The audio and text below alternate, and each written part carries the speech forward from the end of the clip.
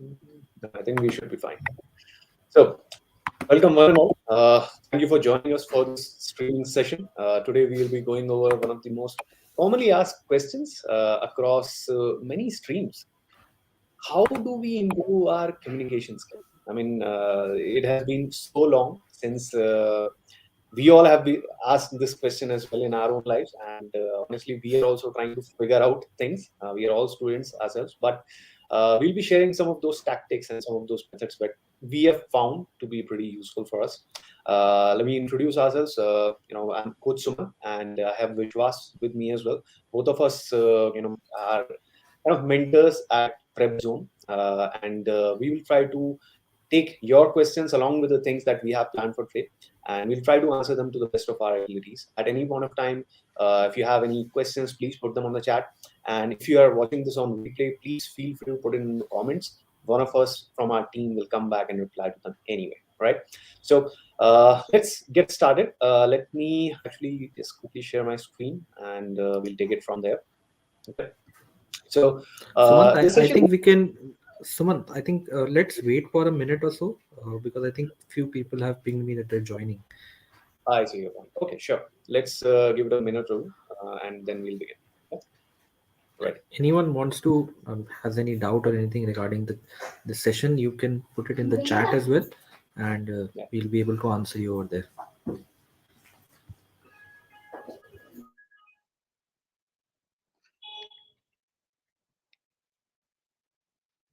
So, by the way, how's it going for everyone who's watching? How's your preparation coming along? I hope it's on the right track.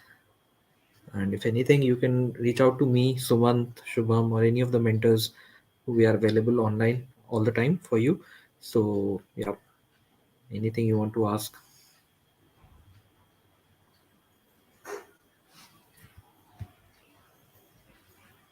I remember I used to have like tummy flutters during this time when I was preparing. So I can totally relate. As I'm just too nervous to ask anything right away. Come on, guys. Mhm. It's absolutely fine. We all. Yeah.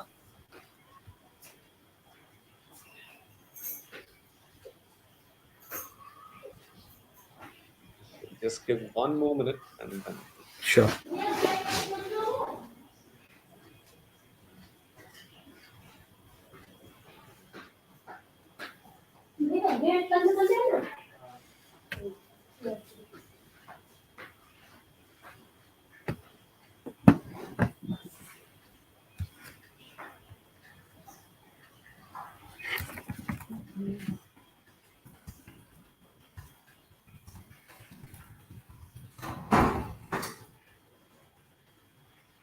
All right. So seems like we have a few people online. Vishwas, what do you think? Do we have enough Yeah, forum? we. I Let's start. think. Yeah, yeah. I think we can. All right. All right, guys. So we'll start with simple stuff. We'll not go into too much detail yet. We'll first set up the context here so that everybody who has joined us or would be joining us in a few minutes has a little bit more time to get warmed up to this stuff. Okay. So typically, what is the first thing that comes to your mind when you hear somewhere? Okay, communication. Right? Do you also visualize two people talking with each other? That's typical human imagination, right? Now uh, that visualization, while fundamentally is correct, there are various levels to communication that happen. Okay, and that's something that we wanted to clarify before moving into the depths of it. Okay, we will be discussing about how many ways of communication are there, the types of communication, and then we'll be discussing about some tips and tricks on how we can adjust the behavior so that your communication becomes a little bit more effective, a little bit more influential, right? But to go into that much detail, first one needs to understand at what levels does communication happen. The way we are interacting with you, that is basic communication. After you give it a little bit more time, you will see that we will actually deep dive into the deeper levels of communication. You want to know what I mean by that? Let's see. So by talking about communication, let me actually increase the size of this. Yeah.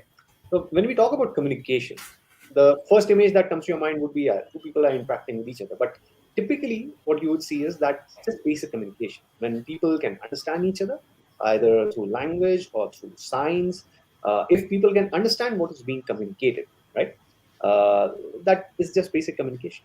And 90% of the time during the day, all we do is basic communication, as hard as it might seem to hear and understand.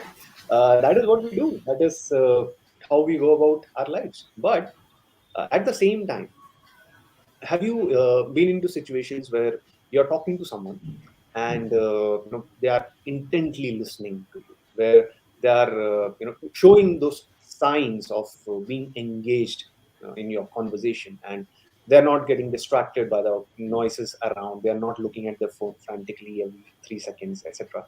So when that kind of a situation happens, that can be categorized as a effective communication. This basically means that you have the listener or listeners engrossed with you. They are engaged actively and they are participating, right? So the need in this kind of communication is not just to understand what the other person is saying, but it is more like, yeah, they are also interested in it. Okay. When the conversation goes at another deep level, that is when it becomes influential communication. Okay. And most of the historically influential people, they are very skilled at this kind of communication. Okay. Take any great leaders of the past or present, you will see that the way they conduct themselves, the way they talk about a particular topic, that can be easily categorized as influential communication. In this kind of communication, what you will see is people are engrossed. People are literally, there's a word in Hindi called mantra bugdh, right? They are totally enticed by the way you speak. Okay. They want to listen to you. And whatever you say, that cult of personality just follows suit. Okay. They get convinced, they get influenced by the things that you talk about. That is the deepest level of communication that happens. Now think about it. When I talked about communication for the first time, did you ever expect that it could be such a deep thing? No, right? But these are the things that we will be talking about in today's session. Okay. So yeah, well, I also wrote this line here specifically that wise men, they speak when they have something to say, and fools speak because they have to say something. The reason for putting this line simply is, many of us, we kind of get into conversations thinking that our participation is absolutely necessary, otherwise people will judge us. That's not the case. Look at these guys, the influential ones.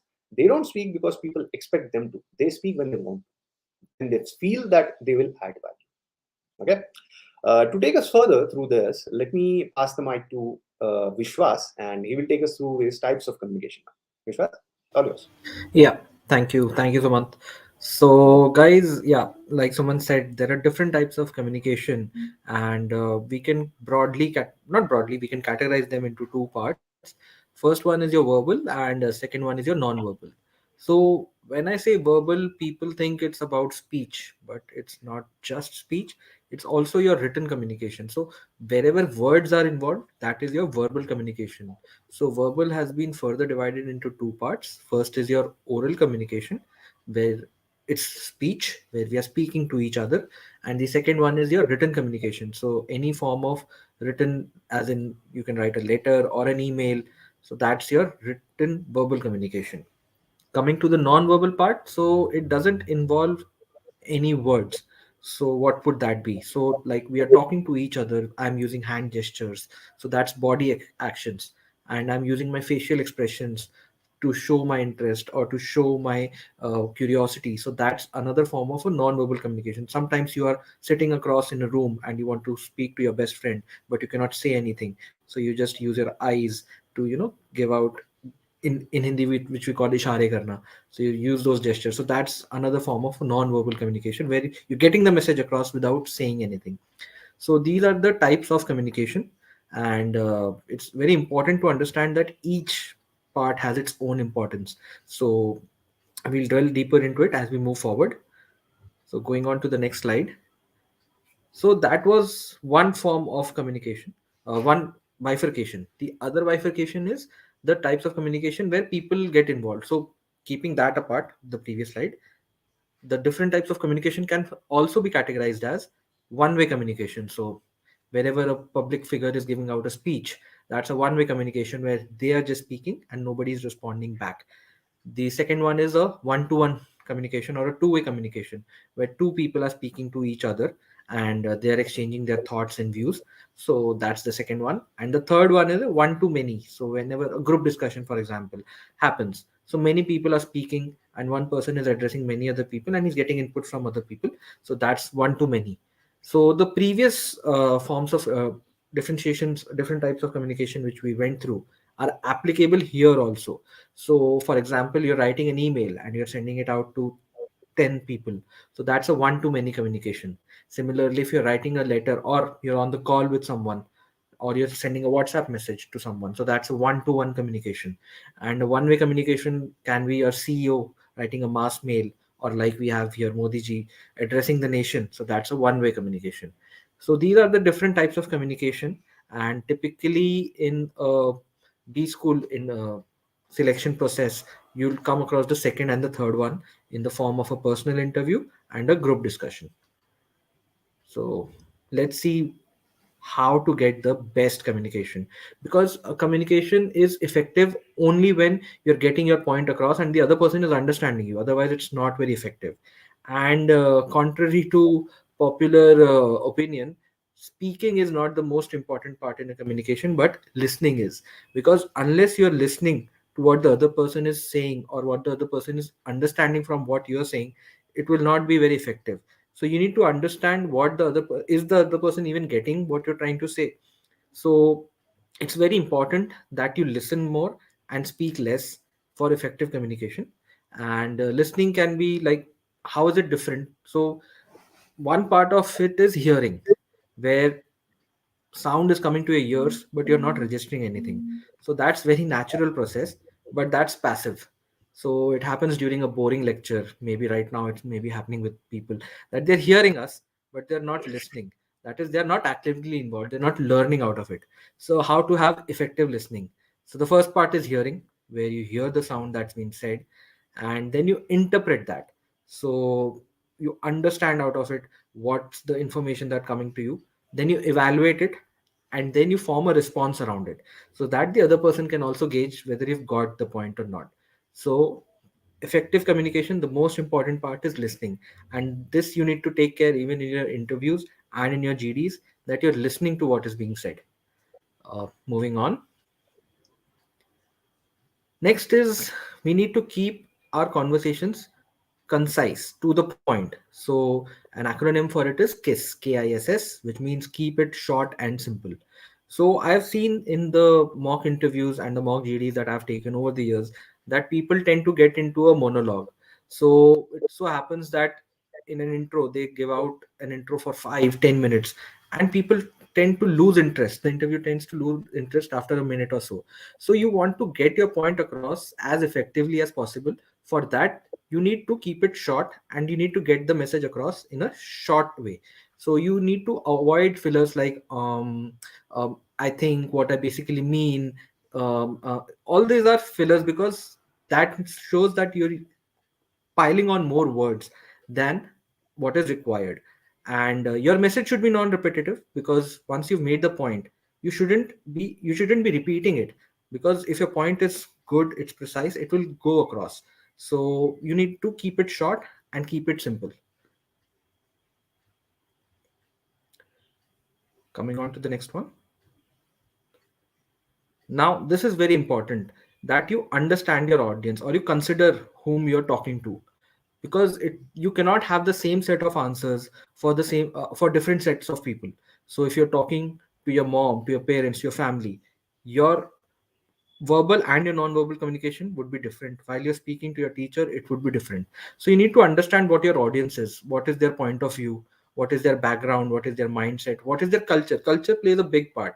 So someone from north will understand something differently than someone from south. So you need to understand that different people have different mindsets and different behavior, different habits. So you need to take into consideration all of that, and you need to understand, you need to step into their shoes, and you need to understand their requirements and mold your answers accordingly.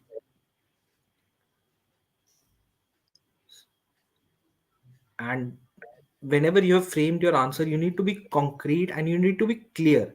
So this corresponds to your concise part, where you do not leave any room for misinterpretation or ambiguity. So unless you are not yourself clear, you cannot bring that clarity in your answers. So whenever you are saying something, first form those answers or form those points in your head. Make sure that they are making sense to you. Only then you should present it forward. And it will always help if your points are supported with facts and figures. Otherwise, it has no basis. So, to be concrete and to be clear, A, you need to support it with facts and figures, and B, you yourself need to be clear into what you're saying, as to what you're saying. Absolutely. Sumant, So you want to take all up? these Yeah. points that Vishwas has covered, they would have given you a pretty good idea about what are the best ways in which you can communicate. And as Vishwas rightly mentioned, communication is not just verbal, right? You can communicate with people through written stuff. Right? It can be posters, it can be emails, it can be messages that we send to each other on WhatsApp all day long, right? That is also communication. It can be pictorial or videos. It can be anything, right? The idea that you need to remember while communicating is it should be clear, it should be concrete, okay, and if possible, it should be concise. Right? Try to be as concise at least, right, as much as possible. Why that is important? Because if you don't keep it concise, okay, if you keep your communication quite long, you run the risk of boring the other person. I mean, in putting in very blunt way, you will lose their interest. What you want to do is, if you are not able to get to the level of influential communication, at least you want to keep it effective. And for that, a prime important thing is to make sure that the other person is still interested in listening to you. Imagine if you keep rambling on, people will lose interest, right? So after that, that we have covered all this, let's take a look at some of the commonly asked questions and some common doubts that people have on communication, right? I think the most obvious question that people have asked in the past also from me and would be having even on the chat, right? Let me know if you guys agree with this question. What if I'm not good at language, right? Many people ask this, sir, my English is not good. Does that mean I can never communicate my things properly? Does that mean I have no chances of cracking an interview or something? Sumant, sorry Yeah. to interrupt you. I think we need to go further the slide. Oh, is that just a second? Yeah. Where? Vishwas? Okay. This is the Sorry. My bad. So sorry. understand. So yeah, as I was saying, many people ask this question that कि sir मेरा English अच्छा नहीं है, I can't speak or communicate properly in English, so I feel that there is no hope for me at all. I can never really get to a good place in my career, and I always ask them this question: why? Like, why do you guys feel so? Take a look around, right? Go into the same profession that you are trying to get into, or check out people in other career fields as well. You will always find examples which are exceptions to this rule. Okay, language, please try and understand this. See, your communication is going to be only 40% verbal, 60% of it is non-verbal, just like Vishwas explained, right? Most of the times your mouth is not really doing the complete talking. Your gestures, your body language, the intensity in your eyes, the ways you try to project your feelings and thoughts to others, that is communication. I mean, if okay, let me try to put it this way. If English, or let's say if language was such a barrier, right, for people in communicating or becoming successful, do you think people who can't speak would ever survive? No, right? People, they find ways to communicate. It can be a sign language, it could be written communication, it could be something else altogether. I mean, imagine Charlie Chaplin. The guy didn't speak a single word in all of his movies. One of the most influential people we know. Make sense, right? So please stop like hurting yourself and bashing yourself for not knowing a language. Having said that, I'm not suggesting that you all can just chill and relax. No. It's okay, sir said language is not a barrier, so it's okay. No. I'm not suggesting that. All I'm saying is language is but a small factor in building influence. However, the real way in which you can convince others or influence others is through your personality, and personality is built by many other things. Okay, It will include your body language. It will include your conduct, your demeanor, right? So you need to work on all of these things holistically. Language is just one part of it, and you should try to hone it as much as possible. Okay, is that clear now? No confusions, hopefully. Okay, now how do you build confidence? Okay, sir, वो सब ठीक है, but मेरे को अभी भी ना English में कॉन्फिडेंस नहीं है, तो मैं कैसे कम्युनिकेट करें? How do I communicate when I am not so sure in English? The way you go about it is you need to have a command, a really good command, or at least one language which is used in formal communication. If you are targeting a global industry, please use a formal communication language such as English, because it is used everywhere, right? Having said that, please remember, there is a reason I put these two pictures here. Okay, uh, Dr. Shashi Tharoor has his own style and conduct, right? Everybody knows, the way he talks in English, people get mesmerized. I mean, if he was in this place, he would have used some word which even I wouldn't know, right? But you get the point, right? On the other hand, we have other influential personalities as well who probably don't speak that well and that good accent in English, but they still get their points across, right? And a prime example is our respected, Narendra Modi ji. He has his own style of delivery, and he still gets his point across. He speaks English. He speaks in a good Indian accent. Okay, he might mispronounce a few words here and there, but that's okay, because his words, they hold weight, and the way he conducts himself, the way he communicates those things, people understand, and people really feel what he's trying to say. Okay, so this is a prime example of saying language is not really the barrier. Language is just a step, a factor, and you can get to a sufficient level. After that, it's up to you whether you want to go to the next level in language or not. But if you just reach a sufficient level, that's enough for having an effective communication. Okay, so build that command. Practice listening, speaking, and writing, all three in that language. Very important if you want to get into corporate life or any work life where that language is being used. Focus more on projecting thoughts and feelings. Okay, language speaking is easy, right? Anybody can just type it on the screen also. But the real way humans communicate is through feelings and emotions. Okay, try to evoke those responses in your audience. And remember that spontaneity is good, right? But you don't have to feel that pressure. Oh, somebody asked me a question, I have to respond right away. No, take your time. Remember, late Atal Bihari Vajpayee, he used to take like at least a 5-second pause before answering anything. That was not him being relaxed. He actually was thinking so many permutations in his mind on what to answer. Okay, so remember this. You can try to be spontaneous, but not at the cost of your confidence and accuracy. Make sure you think before you speak. Okay, moving on, let's take a look at how your body language can help in projecting these thoughts. We talked a lot about it is more about how you say it, but what are those gestures, what are those nuances of body language which can actually help you in projecting your thought across without causing trouble, in short, right? So let's take a look at some of these pictures that I've posted here. Think about it. When you are explaining something to a crowd, would gesture like in this example that we are showing, would that be something you would like? Or a gesture where like, look at me, if I'm explaining something to you, if I'm sitting like this explaining something with hand gestures, will this be something you would be interested in listening to? Or is it going to be something like this?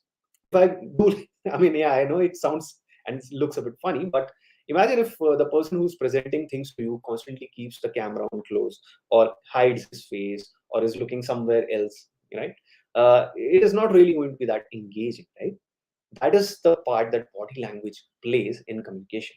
Okay, look at this. First picture here. The person is explaining things. He has an upright stature. He's using his arms and gesturing. Explanations. All that is kind of like the communication 101, right? So try to emulate these gestures when you try to explain things to crowd or to other people as well, right? Always have an open, a warm, welcoming stature. Don't slouch. Don't keep your hands, in a crossed manner, etc. Try to be open and warm and welcoming to people, and you would see when you smile and you do these things, people would be interested in listening to you and learning from you. Okay. Similarly, when you are thinking, your hand gestures shouldn't be putting people off. I mean, you shouldn't be like, okay, my God, this is such a difficult question. I mean, if you do this, the other person will be like, my God, what did I do? Okay. Instead, just some basic gestures like, thinking or scratching your chin. These are regular expressions of human beings when they are thinking or in deep thought. So try to emulate those, right? If you're confident about what you're speaking, have your hands, joined like this. This kind of tells that, yeah, I'm pretty certain about what I'm talking about, and I'm intently listening to your suggestions as well. But it's not like, I'm just going to change my opinions because you said something. I have reasons to believe what I'm saying, right?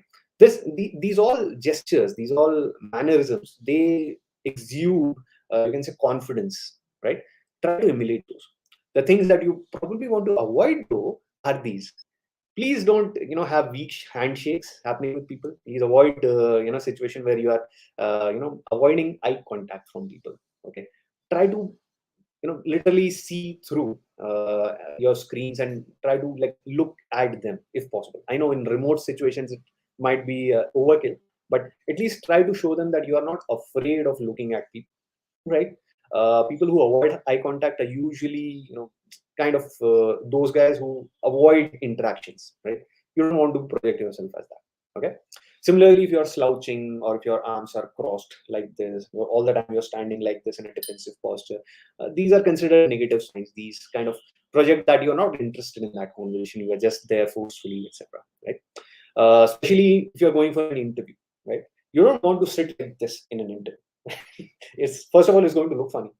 Second of all, the other person sitting next to you or, in front of you would be like, okay, what a proof, right? So don't do that. On the other hand, while I'm suggesting body language, please don't exaggerate.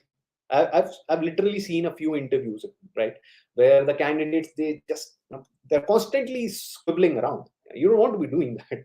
Okay. One candidate I remember specifically, he had a ball pen in his hand and he constantly used to fidget around with that ball pen. Whenever I asked a question, he would fidget around with that. Try to avoid that. I mean, I know for some people it's just a way they think, but in an interview, it doesn't look good. Okay, so avoid all those things, and please, when you are standing, try to avoid putting your hands in pocket. I know it looks cool to some people, but it's not the right way. Okay, please avoid that. It makes you slouch, makes you look less interested, makes you feel like, yeah, this person thinks he knows much more. Okay, don't do all that. Okay. Hopefully, people are asking questions to these, and they're okay. I can see they have already been responded. Thanks, team. Let's quickly move forward now. A typical, FAQ kind of thing. People ask me that, okay, while all this talk about communication is fine, what if I'm talking, I'm explaining things, and I make a mistake, right? I can make a mistake, right? I mean, I'm not perfect. When I'm communicating, I kind of fumble, right? I substitute words which might not make grammatical sense at times. But does that mean that, it's a mortal sin or anything? No. So the first advice I would like to give here is, please remember, it is inevitable. You cannot avoid this. If you are giving any kind of communication out, there is a possibility, there is a chance of error, because let's face it, we are all humans. Okay. At the same time, don't just take it at, this face value. Yeah, so what? It's a mistake. You need to, like, there's a fine line of balance between these two situations that you need to find for yourself. Okay.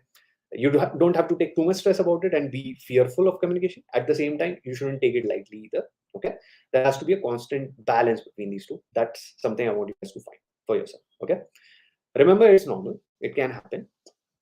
If it happens, keep your bearings and quickly reset. What does reset mean? Let's say I'm saying a sentence. I'm stating something like, okay, my name is Sumant Malhotra and I belong to Agra. Now, I'm supposed to say Agra, but suddenly, let's say I fumble and say Bagra or something, right? Now, it is going to sound funny when I say it, of course. And, I can either break my confidence and not continue after this point, right? Run away. Or alternatively, what I can do is I can just say something like this. Hey, I'm Sumant and I'm from Bagra. Oh, sorry. Please pardon my fumble. I'm Sumant and I'm from Bagra. You see this? You can like keep your dignity and continue forward and pass this fumble as a minor thing, or you can make it a big deal and project to others that it's not working out, right? So always try to be the former, where you shrug this off as quickly as possible. That's the meaning of the word reset. Okay. Now, Third point I would like to add here is try to add humor. Try to shrug these things off by suggesting that it's no big deal. I fumble, everybody fumbles, you know. That way you would be able to project your human side and make the audience relate to you. Because let's face it, it's not like, you know, people who are listening to you would be like the perfect communicators. They would also have their own insecurities, their own methods where they would fail. So why would they judge you when they can see that, yeah, it's a human thing, I would have done the same, right? Use that. Okay. Now, another question I get asked quite a bit: what if I don't know the answer? How do I tackle that situation? Right? First of all, do not panic. If you don't know the answer, it's okay.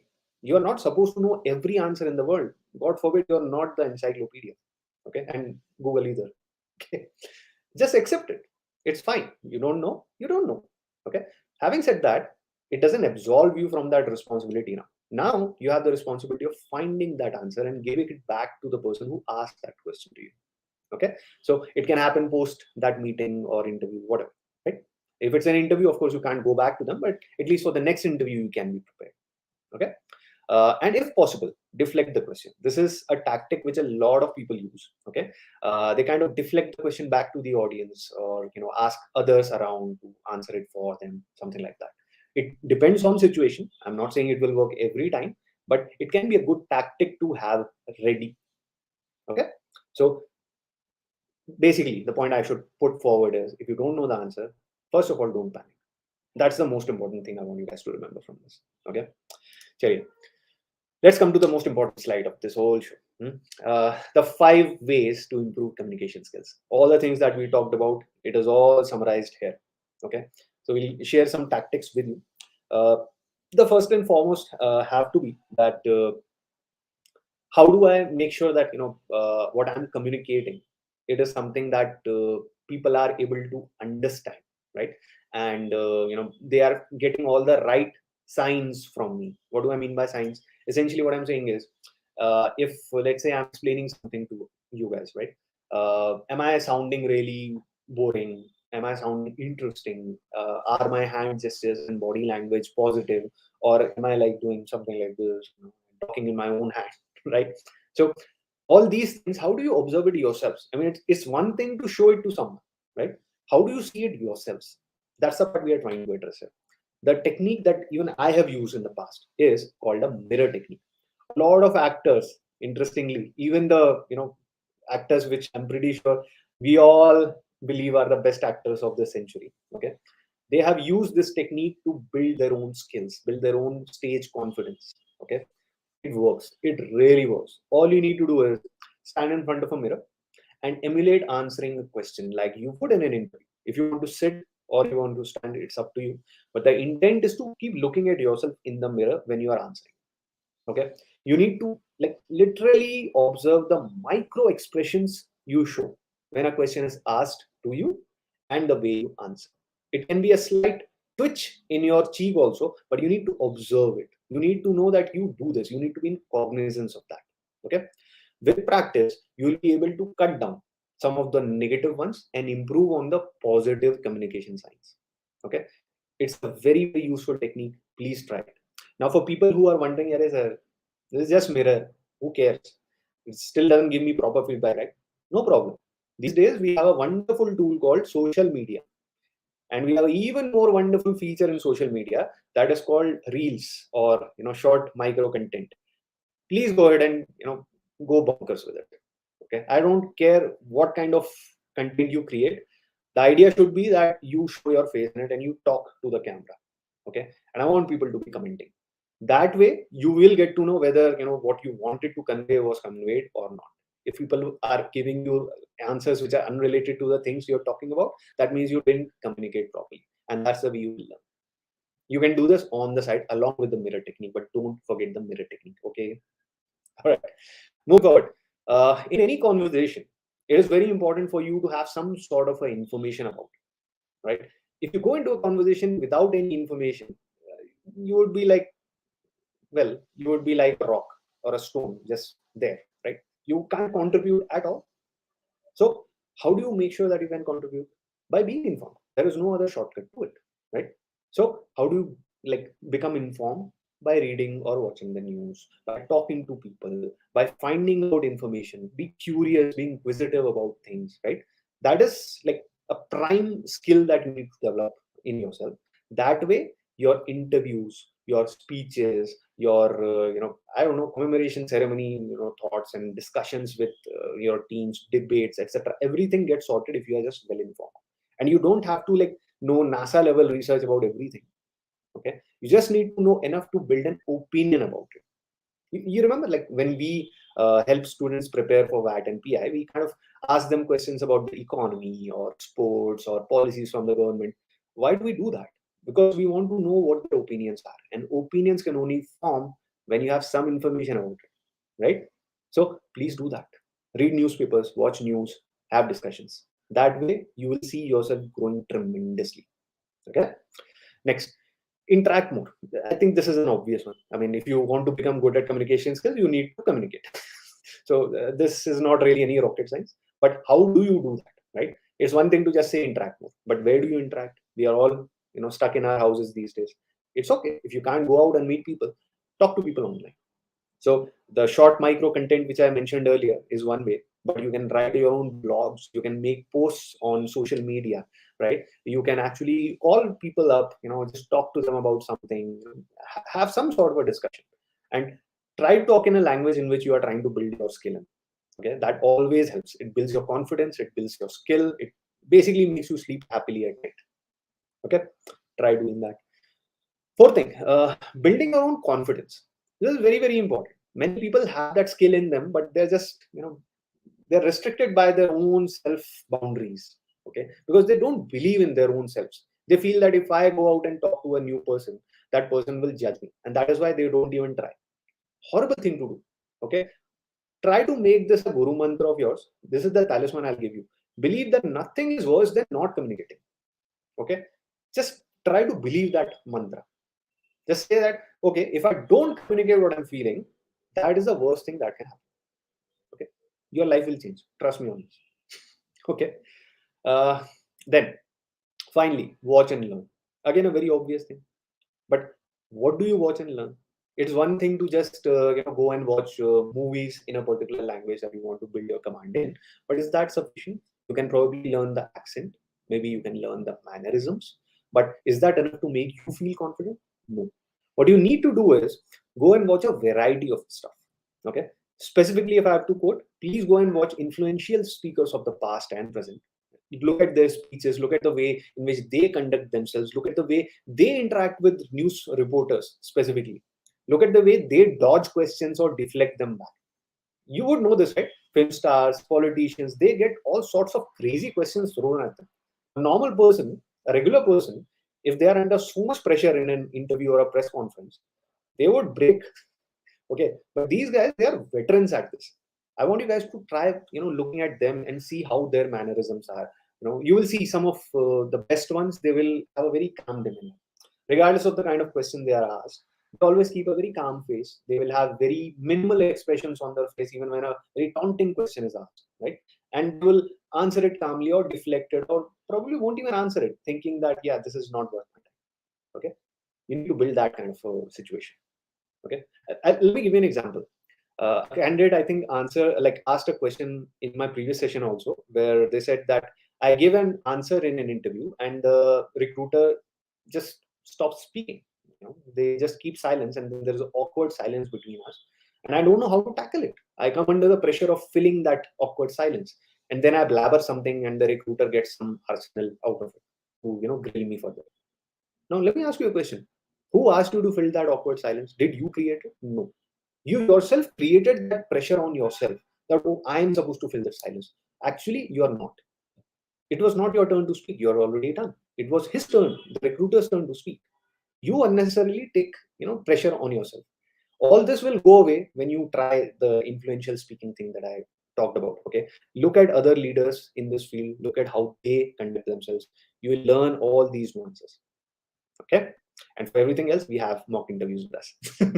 All right, cool. So with that said, these were the 5 simple tips in which we can improve our communication skills. Now the forum is open for questions. If you have any questions, please put it on chat, and me and my team will try to answer them. We'll take a few questions from here, and we'll try to answer them just in case others also have that. And in case you are joining us later for a replay of this, please go ahead and put it in comments. Our team will get back to you. Okay. Now, wow, a lot of questions have been asked. There's a question that has been asked, which I think Vishwas has already answered, but let's also take this. This is something which has been asked commonly. Communication, while it is a stream which flows, sometimes it has some gaps, right? Which need to be filled with some filler words, right? For example, let's say you have a chain of thought and you are discussing about, let's say, quadratic equations, I don't know, right? And you're discussing about it. You see what I'm doing constantly? These are those gaps that happen in a chain of thought. Now, how do you fill them? Do you just say ahs and ums and I? No. Rather, you go ahead and do something like this. So, when I talk about quadratic equation, well, I think, you see this? This is that transition you want to do. Instead of saying okay, you you should have that kind of practice beforehand, that okay, whenever there is a situation coming where I might say or I'll have some other word replace it, like a well, or or maybe, perhaps, etc., etc., etc. It's not something you learn in one day. It's not something you learn in 1 week. It will take practice, but with practice it becomes natural. Okay, Vishwas, you want to add something to it?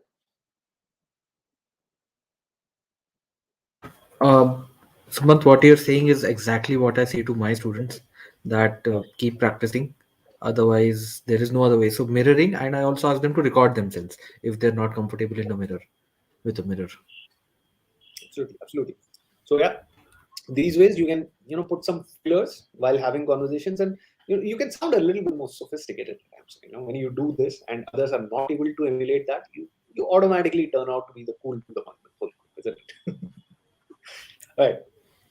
What else? What else? Okay, so yeah, this is a very good question. So how to tackle stuttering?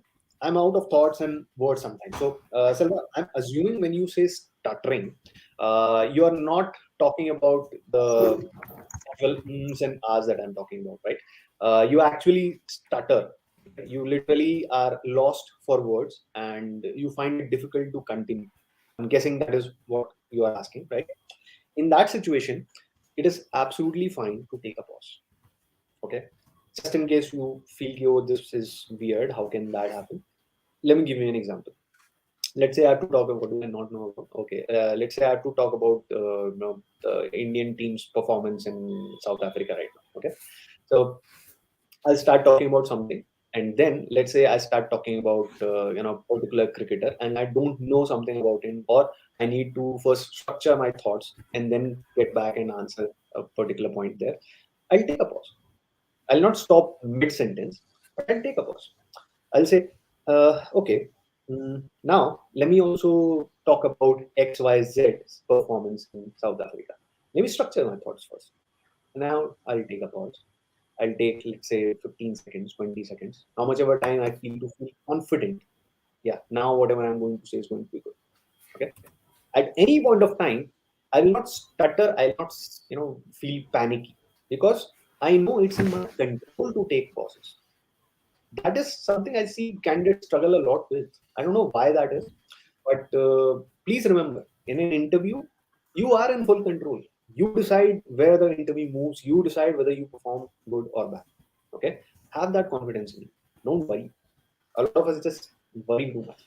So, okay. Okay. Then we have a question. Vishwas, you have another question you want to discuss?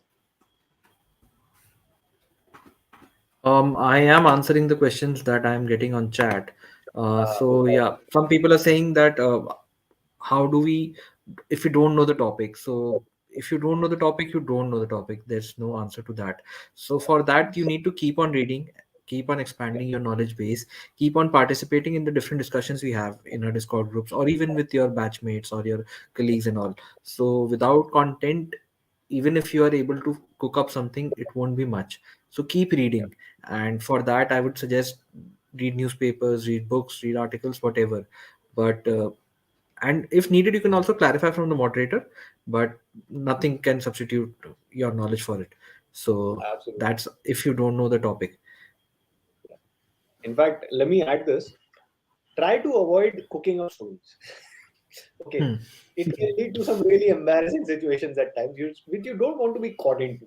Okay. Correct. Imagine addressing a group of, some X hundred people and, cooking up stories about a topic you have no idea about. Okay. It's a very, very risky move. It's like taking a bluff at the last hand of Texas Hold'em poker with 1 million on the line. You don't want to play that bluff. Okay. It's very risky. And if somebody calls your bluff, you lose a lot. Okay, including your credibility and probably a chance to come again and address that audience. So don't do that. Just be open about it. Yeah, I don't have much idea about this. Maybe we can have a separate discussion on it. Simple. Simply. Okay. Totally acceptable answer. All right. Then, if your question is asked about some topic, we first present summary of it or straight away jump into the detail regarding that topic. Now, it depends here. I mean, there is no easy answer for this. It totally depends on what that topic is. What I typically try to do is I try to structure the way I'm going to answer something. Let's say if somebody asks me about a particular topic, I'll first think about it. What is the question? I'll try to ask some clarifying questions so that my understanding of their question is correct. When I'm sure that okay, I understand the problem now properly, then I try to structure my thoughts. So, okay, so this problem has these impacts. It is causing these pains, and probably the answer to this could be this, or this. I try to tell the same thing to them also that this is the summary. Now, if you want, we can have a detailed discussion on it. That's the way I approach it. Some people they ask a question with the intent of getting that detail. In that case, you can give the detail to them right away. That's the point I was trying to make. There's no single answer to it. Make sense? Okay. Hopefully, Rohit got your answer.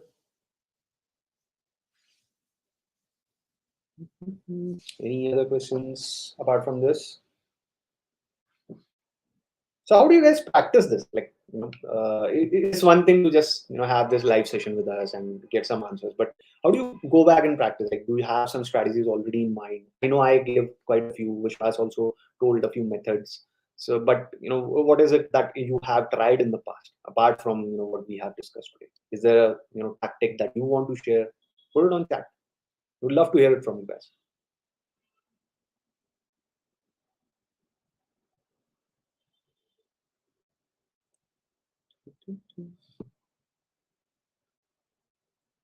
Mm-hmm.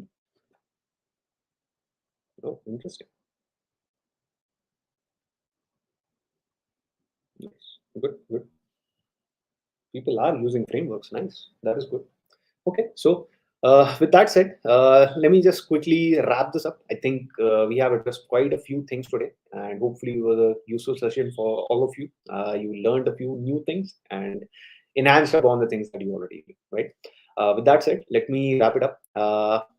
We at Prepzone are committed to helping you guys achieve your dreams. Okay, we have a team of mentors which are available for you 24/7. Okay, at any point of time you have questions or doubts about the preparation of how to go about things. It could be interviews, it could be GDs, it could be VAG, it could be anything, right? Even it could just be a simple conversation about a current affair, right? Please feel free to reach out. We are always there. This is the intent with which we have got into this. Okay, we are not here to just make broad promises. I mean, there's a difference between us and some politicians, right? So with that said, let me wrap this session up. Hopefully we all were able to add some value to your lives, and we promise that we'll be back very soon with yet another session where we can add some more value. All right, take care guys, stay safe, stay grounded, talk to you soon. Bye bye.